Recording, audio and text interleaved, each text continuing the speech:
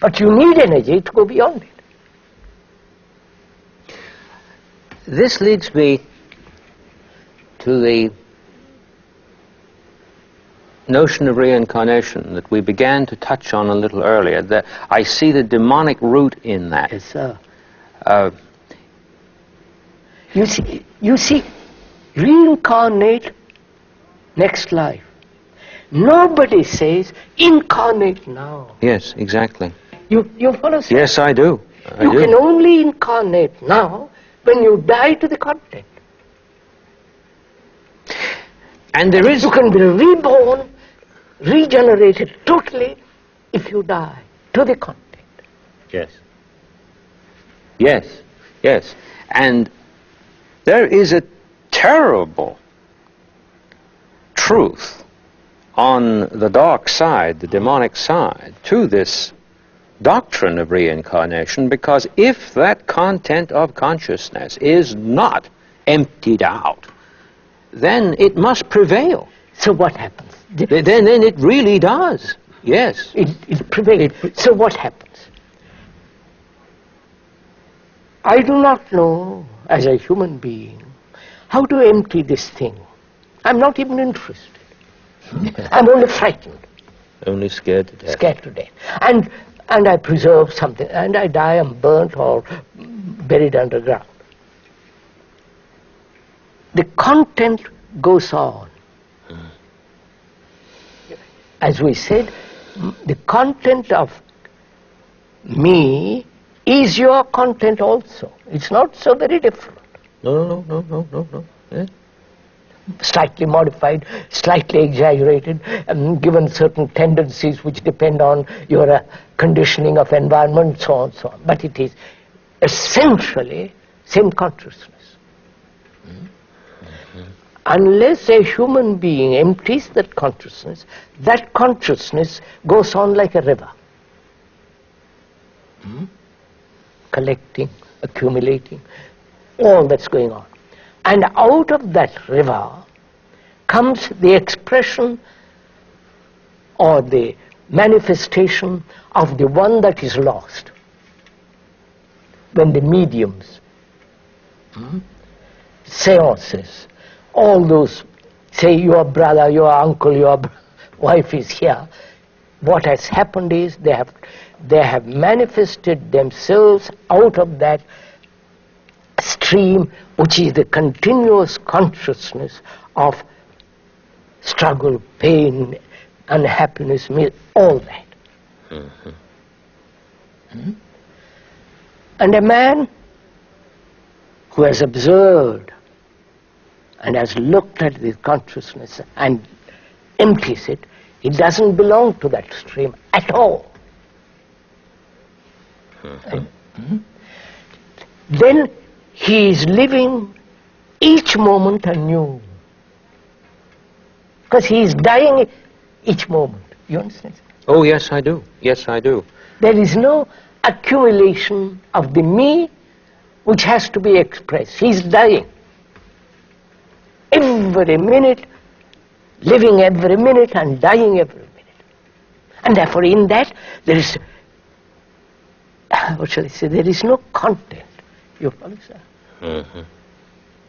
It is like a tremendous energy in action. This gives a totally different understanding of what we mean by the phrase, in the afterlife.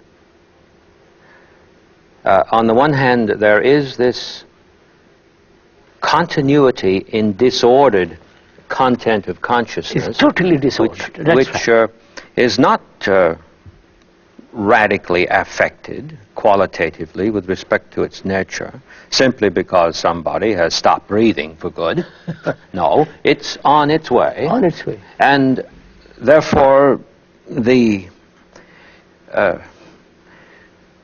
attempt that is often made on the part of persons to contact this stream of consciousness after the death of a person, when made within the same quality of consciousness, attains nothing but a reinforcement. Yes, that's right. Within their own personal life. That's right. And it does a terrible thing to that content of consciousness which has gone on, since it also feeds that some more. That's right.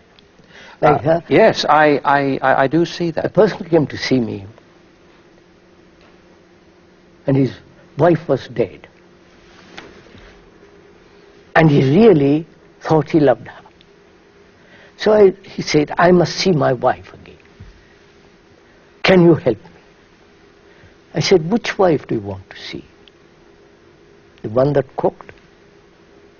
The one that bore the children? The one that gave you sex? The one that quarreled with you?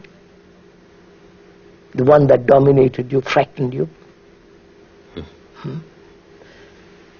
He said, I don't want to meet any of those. I want to meet the good of her. You follow, sir? Yes. The image of the good he has built out of her.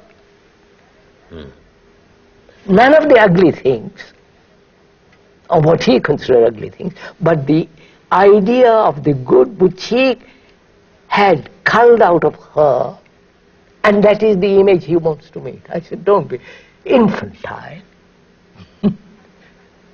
You're so utterly immature when you have slept with her and got angry with her. All that you don't want, you want just the image which you have about her goodness. I said, and you know, sir, he began to cry. Really cry for the first time. He said, afterwards, I have cried when she died. But the tears were of self-pity, my loneliness, my sense of you follow, lack of things. Now I'm crying. I'm cried because I see what I have done. You understand, sir? Yes, I do.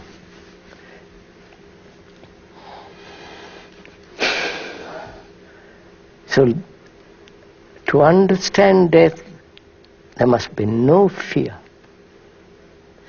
The fear exists and the terror of it exists only when the content is not understood. And the content is the me. And the me is the chair. You follow, sir? Oh, yes. The thing I am attached to. It is so stupid. And I am frightened of that. The bank account, the family, you follow? Oh, yes. Yes, I do. So, unless one is really deeply serious in this matter, you can't incarnate now in the deep sense of that word. And therefore, immortality is in the book, in the statue, in the cathedral, in the things I've put together, by thought. That's all field of time. Right. It just occurred to me what a terrible thing we've been doing so often, over and over again, to Plato, by this perennial attempt at academic analysis of the text, when he plainly said that the business of the philosopher, by which he didn't mean the analyzer in this mad way that we have been observing it goes on, the business of the philosopher, namely the one who is concerned with Wisdom. a radical change and rebirth, Yes, which he associates with wisdom. The business of the philosopher is to practice dying. To practice dying. Not to practice, be. Yes, he. I don't think he meant routine, repetition of die.